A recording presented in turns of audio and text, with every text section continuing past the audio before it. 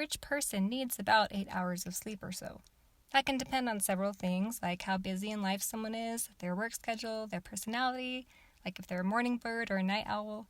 Sometimes I wish I could get by on way less than 8 hours, just so I have more time in life. But those 8 hours are critical for the body's recovery and restoration. An important thing to know about feeling rested after you sleep is that the number of hours of sleep you get before 10 p.m., the more rested you will feel in the morning.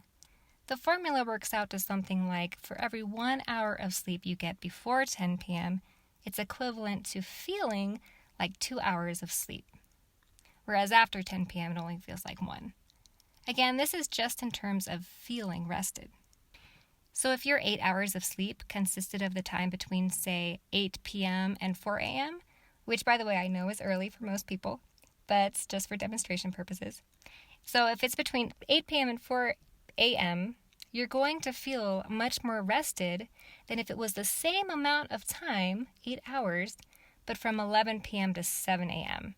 Those 2 hours before 10 p.m. really makes you feel rested, whereas in the second scenario, you're starting an hour after 10. So even if you just went to bed an hour before 10 at 9 p.m., you would still feel much more rested than going to bed much later but still getting the same hours of sleep. It has to do with the body's circadian rhythm and the fact that our bodies do best when we follow the sun and the sun's natural light when sleeping and waking up. This is also why health problems can arise for some people who work the grave shift.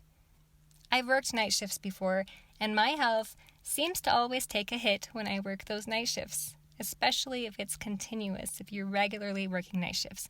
So be sure to pay attention in case your body is sensitive, and be sure to take care of yourself.